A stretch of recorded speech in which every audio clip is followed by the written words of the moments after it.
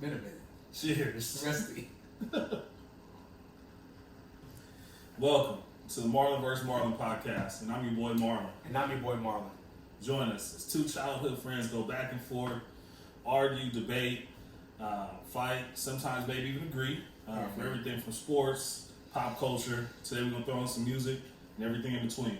All right, so as we all know, everybody's been dealing with this coronavirus drama, and we're seeing some light that we're somewhat getting back to normal. We're trying to, socially distance as much as we can. So I've been trying to distance from him for the past month. Yeah, and here we are. Didn't work too well. So, so we're just gonna give you guys a little bit. I know we've had a ton of fans. I mean, my phone's been blowing up. I don't know about yours. They've been wanting some Marlon vs. Marlon back. So.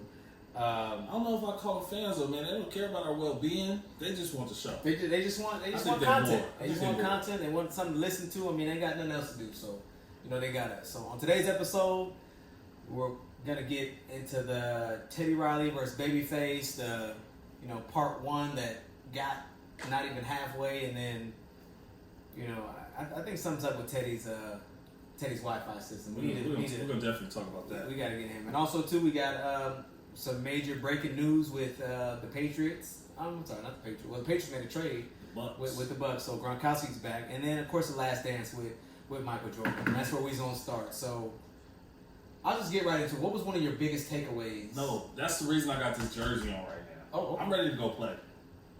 You still got any left in the tank? No, but I was ready to go see it anyway. I was ready to go give it a shot anyway. Yeah. I was gonna give somebody a bucket. Mm-hmm. It might have only been one bucket. It might have been a missed layup. It was gonna look good though. Yeah. I told my boy Terrell if 24-hour fitness was open, I'd have been in there Sunday night.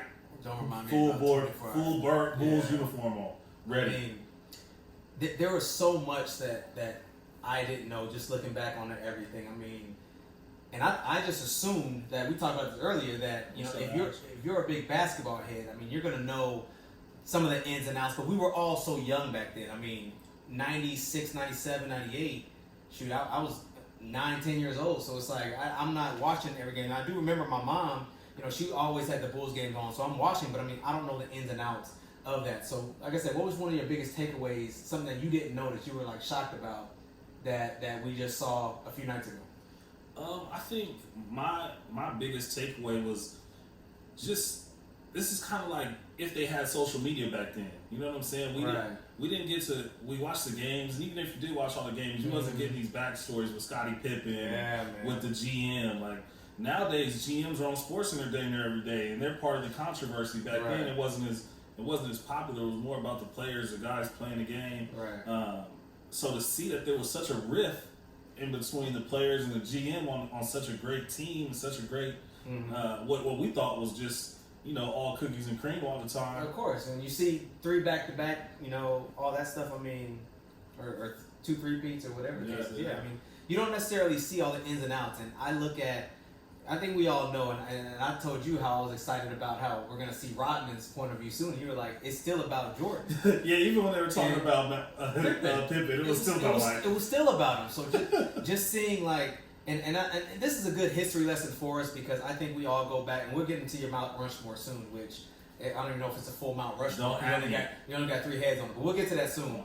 But I think it's a good history lesson because I think everybody always loves to say LeBron, he's the best, but they don't see this side. They hear about Jordan, but they don't see all the ins and outs, the things that people were saying about him in college and coming into the league in 84, 85, and how he helped them, sell out, arenas in 3-4 games. Like they don't hear about that stuff, and now we're able to see it, and so now we're seeing just a different light. And I just think it's amazing just that we were able to get this history lesson about, especially in this time where nobody has nothing else to do, nowhere to go. I mean, you get to hear about one of the greatest players, if not the best player of all time.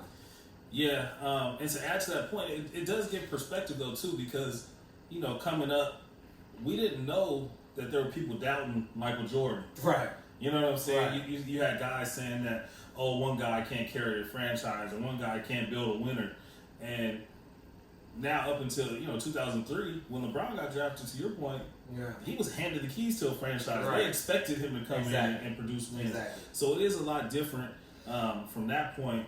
But also, one of my biggest takeaways is Michael Jordan. Our ESPN let Michael Jordan say the F-bomb like 6 times. I noticed that. I told my wife, I said, somebody gonna get fired. This is how you know. Yeah, right. This is how you know how big this man is. Like, ESPN is a Disney affiliate. Like, they let him just go F all through the documentary. I mean, it's cool. I like it because it's raw, it's unfiltered, and that's mine. Yeah.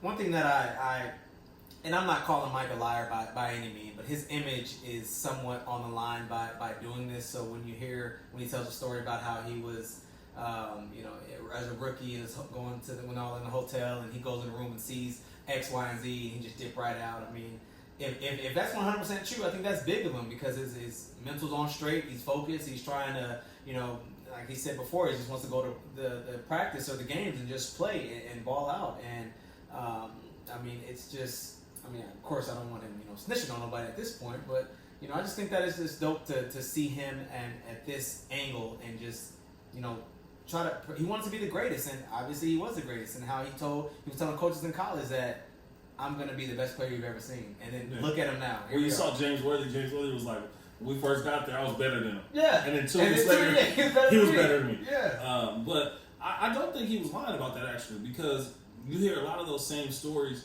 When you heard Kobe come up, and this is why I think they're always compared, is because they had similar mindsets in that. Like, all they wanted to do was play basketball and go home. Mm-hmm. They weren't there for the outside distractions, for the cameras, for the party and the girls, the drugs, whatever. Right. They was there to be the best player in the world. Right. And I think that's kind of dope. Obviously, as time went on, Mike, gambled and drank a little bit. We see it in his eyes. Smoking cigars, what I mean? He was lit when he was doing that. Just chilling and relaxing. And the flu game, we'll call it the flu game because he did. But but I think we know as time went on, I don't think he was doing the things that was going on in that hotel room he described, but he was definitely later on. Of course, fun. But at that age, you're still trying to be the best, and then coach is telling him to. Hey, you shouldn't go into your senior year. You need to go to the league. That's going to be the best decision for you. So I think at that time his head was definitely on straight. And then as it got into, the 90s, around that time, that's when we heard about. I want to touch on that too. So, we can't breeze over that because there's a lot of people that are in the youth sports and youth coaching. And I think one of the biggest problems in youth sports and coaching, even in college, because he was in college when that happened, is coaches make it about them. Mm-hmm. Even the GM in that documentary made it about him. I think teams win or organizations win championships.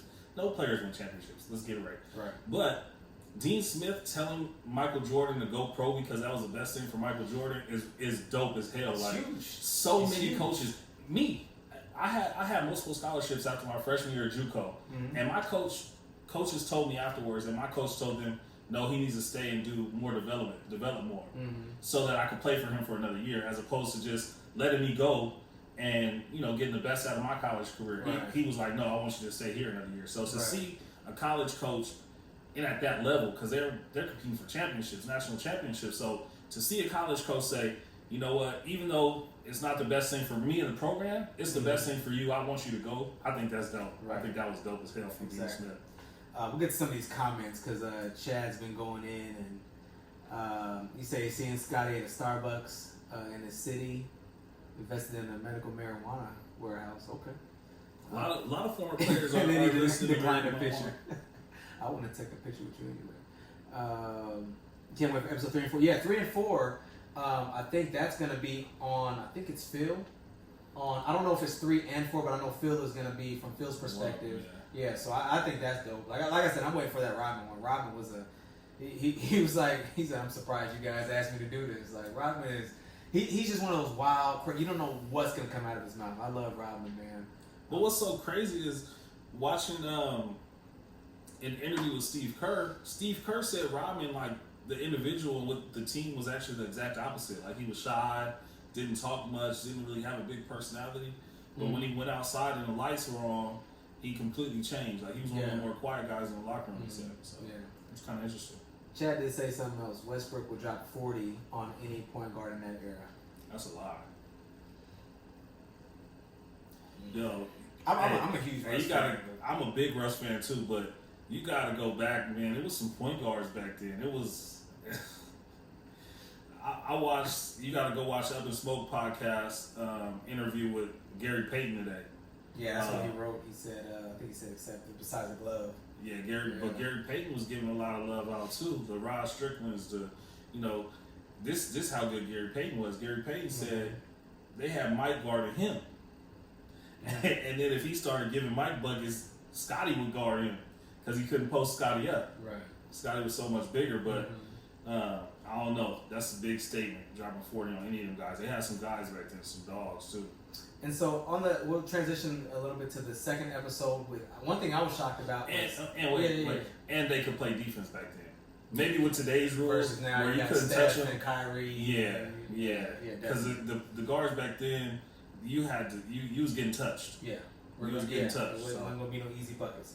And then also too, I think they're gonna have a Bad Boys Pistons episode 2 as well, or I don't know when that's gonna, but it's just a good history lesson, and it's a reminder, because I think a lot of people forgot how, or just didn't really know. Like, there's a lot of stuff that I didn't know, you didn't know. There's just a lot of things that we didn't know, just from from Krause to Phil, to how he was just trying to tear apart the dynasty, all that stuff, bringing Phil back for a year. There's so much that we didn't know. But on to the second episode with Pippen. I didn't know he had that big of a family, and how he had to make it $18 million over the course of 7 years, a 7-year contract. That's like baseball contract. So I mean, he had to take the money. He was the 122nd highest payer, but possibly the second best player in the league. It's crazy. And then Krause wasn't that as big on having people come back to try to restructure their contracts or getting out of their contracts. So I think it's crazy. And then we talked about this before, and I'll let you touch on it. But how Pippen, how Jordan said he was wrong because how he waited on that surgery, and he did it before the season was going to start. So but I think it's looking at it from different perspective. I just think it's just something to sit back and just look like, wow, I didn't even know that. Like, I didn't even know he held out and didn't play till January? Yeah, he was out for a while. I'm glad you brought that up though. That's a good topic to touch on. So it's a lot of stuff that's important to kind of remember at that time too. That 7 year was $28 million. It was like two something a year. Not even, probably 21 or something. 18 million. 18 million. 7 years, 18 million, I think. So when Scotty signed that contract, he was young, hadn't proven himself all the way yet, and the big contracts weren't out there yet. Exactly. So we see on that, they showed the graphic where Mike was making $33 million. Well, Mike had just signed a contract. The contract before that was another shitty contract. His was like 6 years, $30 million or something like that. Like, it wasn't a good contract, right? Yeah. But then the endorsements started to come in, the TV money came in, the collective bargaining all changed, and we see a lot of that today too across sports. Guys going back to the drawing board, like, wait a minute, now this contract that we thought was crazy is underpaying him. Right. You know what I'm saying? Like, it's still common to this day. It's just on a greater scale, obviously. He wasn't making $2.8 million a year. Exactly. But I think it's really crazy that people never talk about the Magic Johnson contract. Magic Johnson signed a worse contract. He signed 25 years for $25 million. And that's Magic. So,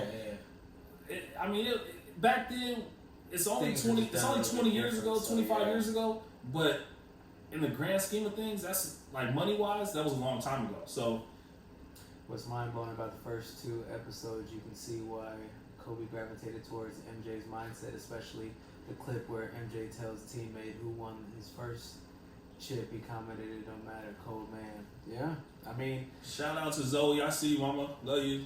And daughter jumped in the IG. Yeah, I saw. Yeah, and that's one thing too, Ryan. To Ryan's point, I mean, with Kobe, like he definitely had that mentality, and we were talking about this earlier too. That it's good to see inside of Jordan's mind, even though it's post. He retired damn near 20 years ago. It's still good to kind of get inside of his mind and pick his brain, because he doesn't do interviews like that anymore. I mean, he's too busy failing being a general manager. Well, he's pretty successful in his post-basketball career. Well, yeah. Dropping them shoes is a pretty nice, nice little nugget right before the episodes. But we've got to, luckily we were able to get inside and see, Kobe do a few projects here and there. And I know LeBron's working on some stuff of his, but this was just a great treat just for all of us to see Jordan in this aspect. And we got so much more. I can't wait for it. So yeah, this is a basketball fanatic's dream. Like for me, growing up in the 90s, falling in love with sports in that era, like this is crazy. And what I hope it does too is gives a lot of guys, the Kobe, the LeBron fans, gives them a little bit of incentive to go back and watch that a little bit more. Right. Because guys our age didn't really go back and do the background checks. Like nobody was watching ESPN Classics back then. Nobody and it was out there. It's on YouTube. Yeah. But people just, it's all about the now, as everybody says. What have you done for me lately? And I just think that's what people see. We're prisoners of the moment, and we don't necessarily want to go back and look when you look at some of the greatest, and which is a great transition to your Mount Rushmore, which only has 3 players on there: Magic, LeBron, and Michael. In any order. Okay. I don't care which one you put at number 1. What was some of the feedback you were getting about a certain person or people that weren't on there? Well, I think I got a lot of Kobe. Well, Kobe, and to your defense, you were before Kobe's tragic passing. You learned to love post basketball Kobe, but as far as his game, you just were never the biggest Kobe fan. You respected his game for the most part, but you were just never really. Well, I'm not a Laker fan. Right. Yeah. So I think that's what it is. I've always gone against my brother. My brother's a Laker fan, so whatever. I liked. I thought he was a Golden State fan. Yeah, he's a Golden State fan now. Like he was. Also, he's Lakers now. But he was Golden State. Yeah. I got you. So I'm gonna cut that and tag him. Yeah, please send this to him. Yeah. But for me, Kobe is in that next group of guys, and I'm gonna tell you why. The 3 people Magic, Michael, and LeBron have all dominated a decade of basketball. And this is what I mean by when I say dominated, because yes, Kobe scored 81. Yes, Kobe scored 60. Yes, Kobe, but he was the AC those years. He didn't make the playoffs. He was losing in the first round. Like that's not dominating basketball. And I know he wasn't on the best teams. So I'm not saying that. Like I'm not saying anything against him. But to me, after the first 3 people to Shaq, he had his prime years. Your brother, I was a Kobe fan 20 years. So his prime years, he was on bad teams and he was just scoring a lot of points. That's not dominating the league. That's James Harden. That's T-Mac.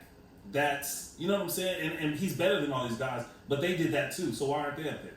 You know what I'm saying? So for me, LeBron, you've seen him take 3 different teams 8 straight years to the finals. That's dominating a decade of basketball. For sure. You see Mike, six titles in an 8-year span. That's dominating a decade of basketball. Magic Johnson, a lot of people said Magic Johnson. Oh, Magic Johnson said Kobe was the greatest Laker ever. Cool, great. Most of them are humble. Yeah, well, he is. Yeah. But he's also an executive when he said that too for the Lakers. So let's think about that. But let's put it in perspective. Magic played 12 years before he had to retire. 5 championships. 3 of those 5 championships, he was Finals MVP. He had 4 regular season MVPs in a 12-year span. Kobe has 1 MVP. Granted, I think he should have won more. Yeah, yes. Kobe wasn't the best player on his team until his 5th finals. Not a knock on him. He played with Shaq, who's also one of the greatest players. The 4th? Shaq was still on the team with Gary Payton and Karl Malone. Shaq was still on the team when they lost to the Pistons. Oh, 4th. Okay, I thought you said finals win. Okay. This is what I'm saying. I'm not taking anything away. For me, he's in that next group of greats. Like he's with Wilt, he's with Kareem, he's with Shaq. Like all those guys that deserve to be there. But it's just a different. For me, any one of those 3, they could be number 1, and then whichever order, I don't have a problem with it. And then Ryan writes, unless you're a Lakers fan, you don't know Kobe. You know that nobody watched us closely. Than we did. And that's I watched him as he grew, and Kobe was my Jordan, because by the time I was in high school, Jordan was in his last years in Washington and stuff. So it's like it's not the same, but we were able to see right in high school when around the time we started, Kobe was winning championships, and then we're able to see him everybody. I don't care if you trying to make a shot from a trap. You're gonna say, nobody said Jordan. I mean that he was our whatever. He was our Jordan. So I mean, and let me make this clear. I watched a lot of Kobe. Yeah. I watched a lot of Nick Van Exel when Kobe was growing up. When Kobe, when Eddie Jones was still there and all those guys. And I always went back and watched because for me it was Kobe. Kobe was the guy when we were like when I was 10, 12 years old, 13 years old. The young up and comer. Right. But I had to go back and watch Magic. Because Magic didn't fit. Magic was done when I was 5, 6 years old. Right. But I didn't have a style. I wasn't fast. I wasn't athletic. So I had to go back and watch a guy that was like me and had a similar game to me. So I had to go back and look at him. I had to go back and look at like an Oscar Robertson or somebody like that and do the research. So even though I wasn't a Laker fan per se, like I still watch basketball all the time. Like, you're still like I was never a LeBron fan, right? But I still understood the freak that he was, So I 100% agree. So it's definitely with nothing going on right now. Like I said, it's great. Larry said the only person that outworked Kobe was Jesus Christ, which is probably true. Yeah, Kobe was. I mean, always in it. Like we seen it and we knew it. And all the injuries he had, he's gonna fight through. And watching that Kobe Muse and see how he had a shoulder injury with the collab or whatever it was. Like he was pissed. But this is my thing too. And you saw this in the document, right? The document. Like we watched Kobe score 81 points. Yeah. Against the Raptors in a regular season game that should have been competitive. Right. Watching Mike score 63 against the best team in the league in the playoffs, like, and then hearing a guy that was top 3 in the league at that time say, "No, that wasn't Michael Jordan playing basketball. That was God disguised as Michael Jordan." Yeah. Like that to me, 63 against them, against a team that went to the finals a bunch of times like LeBron as a whole. And hearing that from them and seeing that performance, to me, is better than 81 in Toronto on a Wednesday in the regular season. You're not going to change my mind? No, I don't have to. And I don't have to change anybody's mind. Yeah. But I'm just putting it in perspective. I hear what you're saying. You know what I'm saying? Scoring 30 in a row against the Pistons with 3 Hall of Famers in a playoff game, in a must-win game for LeBron, scoring 30 straight points to end the game. That's crazy to me. Against Ben Wallace, Rasheed Wallace, Chauncey Billups. But Kobe's had those moments too as well, and I don't know every single one, but Kobe has had those big moments. Yeah. But again, he had when you get a chance to learn and grow into things, Kobe was learning and growing while winning championships. Mike had to take the lumps. LeBron had to take the lumps, had to take the criticism, had to take those learning. They didn't have in their younger careers, and be clear, LeBron played on some crazy good teams.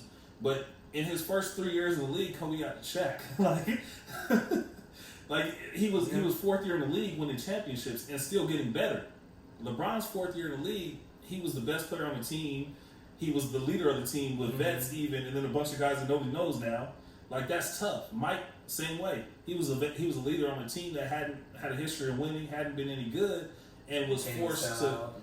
Like that's so. It's a little bit like there's reasons behind I say it, and the reason people got mad at me is because a lot of fans are very driven by the moment. We lost Kobe a few months ago, and it's still tragic. It's still bothersome. But to the same point, not to take anything away from Nipsey. When Nipsey passed, people put him in the top 5. I've never. And then we're getting all over the place with this, but even like with Nipsey, like I was just like kind of how you were with Kobe. Kobe was never one of your best players ever, but no. And see, that's another thing. Kobe is one of the best players ever, but he's just not on one of your lists. No, as like a top 3 or 4 or whatever. He might be number 4 or 5 or 6, but I'm just saying. Also, you make sure Mount Rushmore. No, my Mount Rushmore is those 3 people. We need 4. No, we don't. Yes, my Mount Rushmore. It doesn't matter. You need 4. No, their Mount Rushmore has 4. Mine has 3. All right. So, like I said, we're getting all over the place with this, but we have to argue a little bit. Yeah. But going back to everything, I think that in Kobe's early years, he did have Shaq, and Shaq. If Shaq didn't have somebody like Kobe, they wouldn't have won. I think we all know that. And then also too, when you look in D Wade and all of his rings with his 3 rings without Shaq or without LeBron, he probably wouldn't have won. And then now back to this, I'm glad that Jordan said there's no Michael Jordan without Pippen. I just think that's dope acknowledge. So glad he said that. Acknowledge somebody like that, because one thing we love to argue is like, oh yeah, well Jordan's 6 for 6, 6 MVPs, all that stuff. Well, Pippen factor. We look at that. So they were always the best team too in those series. Right. And they lost a lot of series before they got to the finals. Right. Like, it's great to go 6-6 in the finals, but that means your conference finals record and your Eastern Conference playoff record wasn't as good. You know what I'm saying? Yeah. Like, that just means you lost more in the first 3 rounds of the playoffs than you did in the finals. Exactly. So I don't think that's always the best argument, the 6 for 6. I think that's a great stat to throw out there, but when he said that, I smiled because Kobe doesn't win without Shaq or another big man, Andrew Bynum, Pau Gasol. Mm-hmm. LeBron doesn't win without D Wade, Kyrie, or somebody like that. And Mike isn't winning without Scotty. You can't do it by yourself. And people love to go back and forth. Oh yeah, well he had Shaq or he had Pippen, or you can't win by yourself. But all right, yeah. So with that being said, I mean I'm excited for Phil. I'm excited for Rodman's point of view. I think Steve Kerr, I don't know if he's gonna have a point of view or not, but he's been chiming in here and there. So. Yeah, man, I'm just excited. It's a good history lesson. I think people forget often. So, yeah. And see, this is why I hate this the most. Like, this whole conversation. Larry, my boy RJ, shout out to RJ. We had a good conversation about this yesterday. But me saying Kobe isn't one of the best 3 players of all time is no slight to Kobe. He's better than 99.7% of people who ever touched the basketball, in my opinion. Like, that's not a knock to him. I don't think being the 4th or 5th or 6th or 7th best player to ever touch a basketball is a bad thing. I don't think that's bad. I think that's actually really, really good. I would love to be number 4 in the world ever. You just weren't a Kobe fan. Like, that's fine. No, it's fine. All right, we're moving on. Like, we're not about to do this. It's you never. I just gave you 15 minutes of nothing about being a fan. You never necessarily liked him as a player. I don't like him as a person. The same reason I wouldn't like Michael Jordan as a person. What does that mean? You like Mike way more than. No, I like Mike as a basketball. I don't like him as a person. He beat up his teammates. Like, we're about to see it. I would love to. I can't wait for that. Like, just tell my wife about that. Just like Kobe was cussing out Sasha Vujacic and Powell, Mike did the same thing. Like, they're assholes. That doesn't mean I don't think they're great basketball players. I think you've secretly always had something against Kobe. I think we can all agree. I got more Kobe's in my closet than LeBron's. I don't know what it is, but you secretly, it's just not a bias. I mean, it is what it is, but all right. It's a fact-based opinion, that's all. Oh, what does your brother want? He wants to shout out. Pippen, Rodman, shout me out. You right, LP? Exactly. All right, so he said he used to block my shot with a Kobe jersey on. What does that even mean? I was 10 years old. You ain't beat me since I was 13 years old. Get out of here. Can he beat you now? Hell no. I'll never lose him again. He used to whoop on me though when he was like 15. Yeah.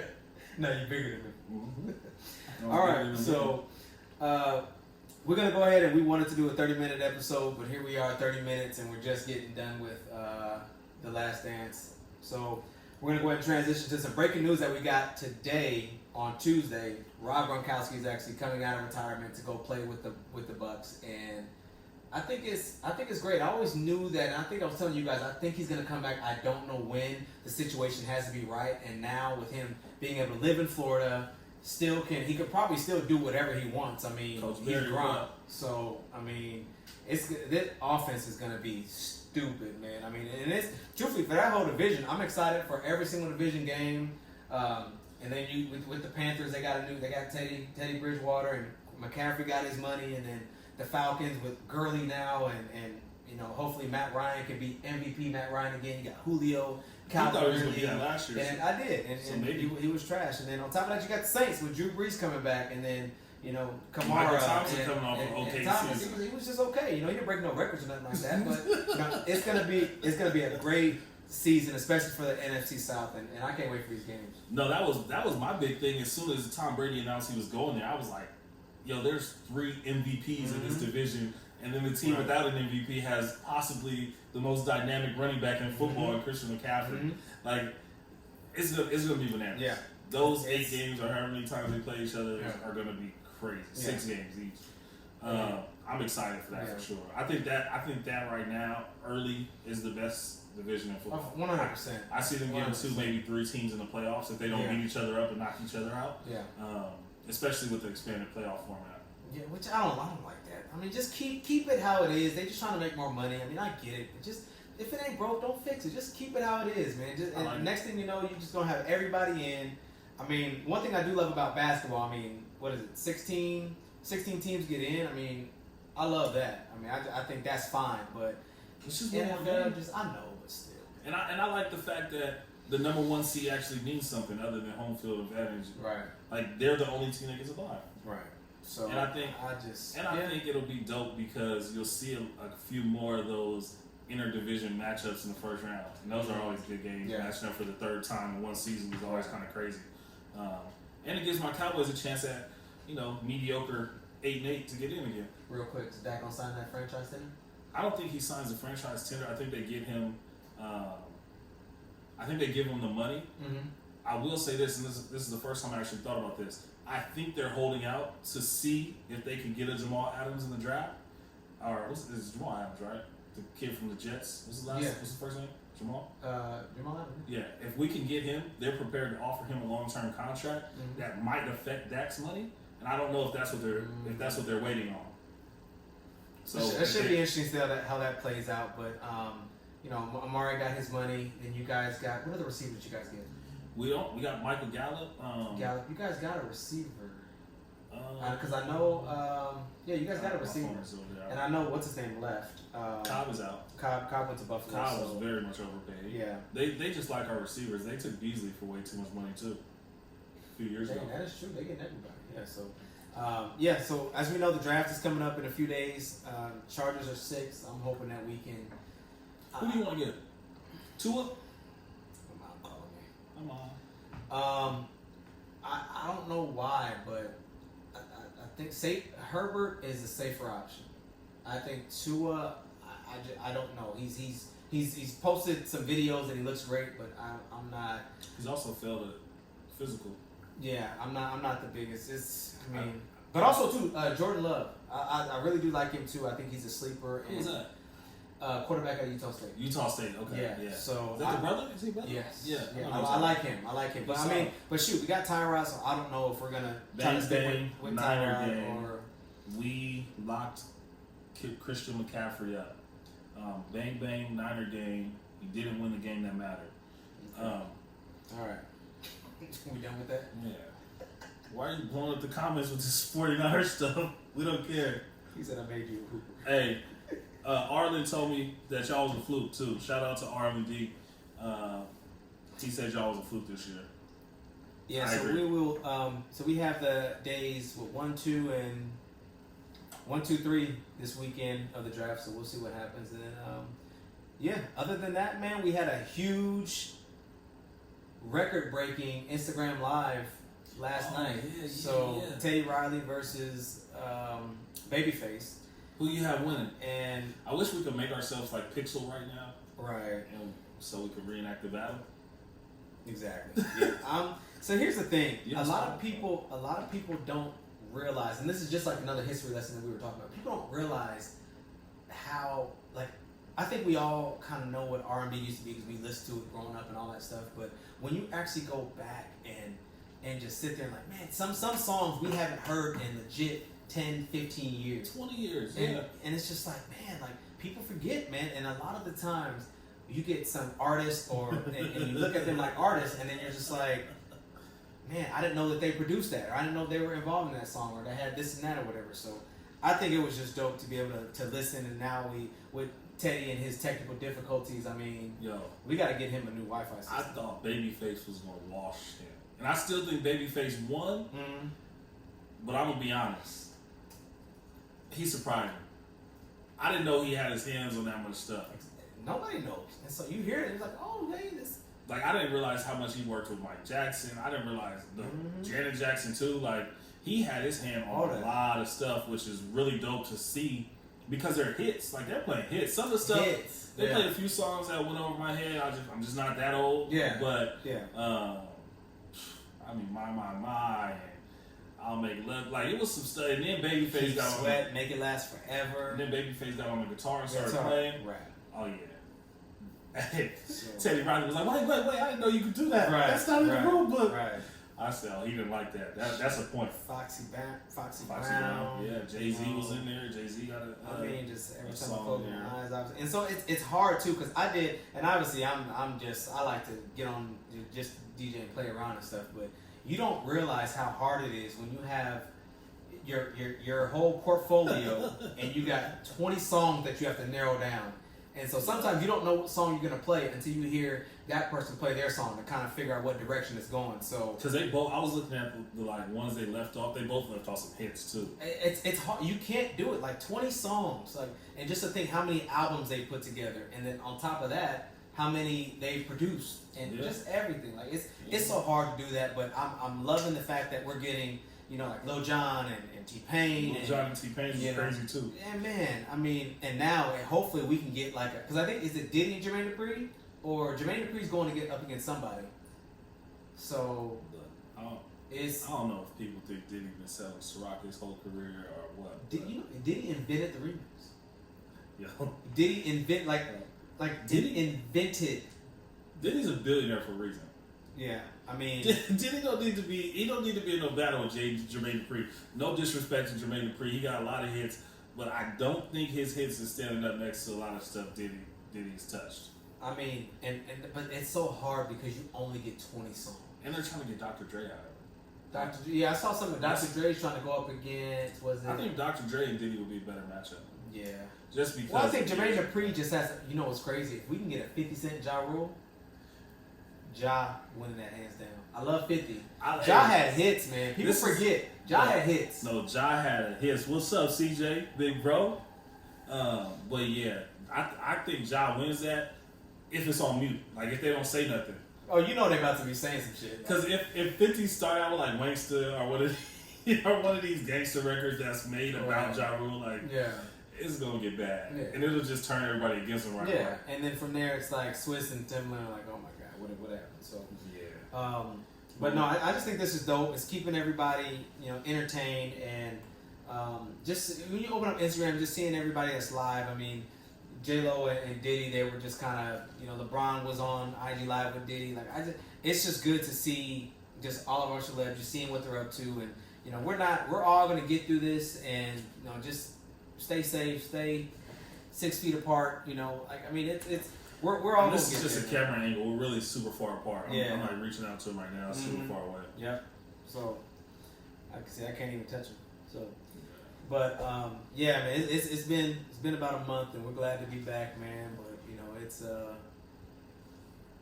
hopefully we'll definitely try to get back into the swing of things. Hopefully we get sports back soon. Hopefully all of the businesses start to open up, and we're able to see some normalcy pretty soon. But I mean, it's we're both essential, so we've been working, no days off, and so. But so.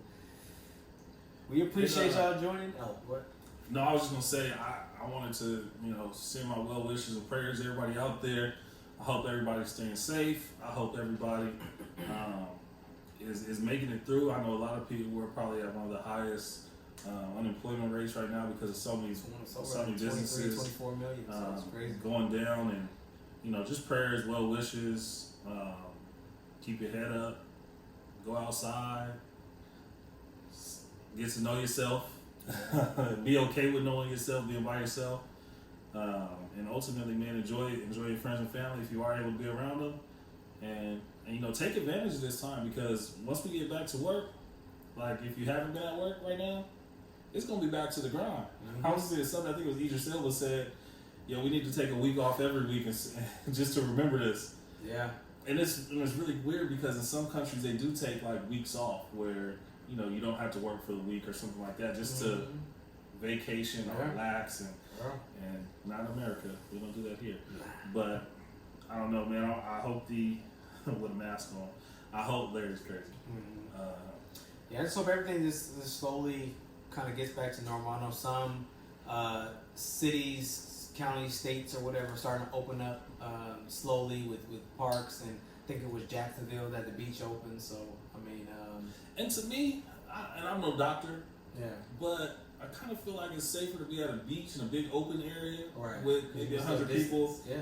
as opposed to like Walmart or Walmart. Albertsons. Like, yeah, we need to have Walmart. And all that no, stuff. we need to have it, but it No, I just hear what seems you're like saying. it'd be more safer, like to be outside.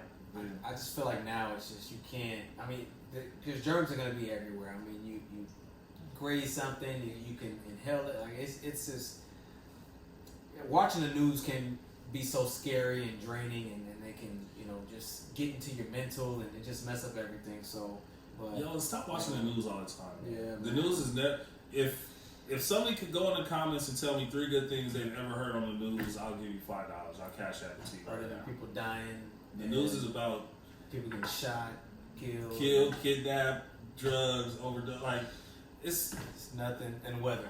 yeah. Only good thing to me is the weather, so I know what. And it's about to be summertime, so that ain't gonna be great either. Yeah, Not out here. It's gonna well, be hot. out here it's about to be raining like crazy in Good, I'll take April it. and May. So, Good. but yeah, man, we just been rambling and stuff. We appreciate y'all for tuning in. It's been about a month, so Oh, yeah. I do want to say rest in peace to Carl Anthony Towns' mother, and anybody else who lost a family member or lost someone that they knew to COVID-19. Right. Prayers and well wishes again, man. Can you scoot the phone up big time and reduce the echo? Oh, we done now, so. Yeah. Look, we tried something new on the Facebook Live, Yeah. I mean the Instagram Live. So my bad, Jason. Shout out to Jay though. Jay Peso. Cool. Well, yeah, we appreciate y'all. Once again, the draft is coming in a few days. NFL draft. Good luck to your teams. Hopefully, you guys all pick O lineman, trash O lineman. And then we got episodes 3 and 4 coming on Sunday. So, and we'll be back to talk about it right here, same place. Hopefully, a little earlier time. Teddy Williams over here. Get these technical difficulties out the way, man. But y'all have a good one. Good to be back. Peace. We out.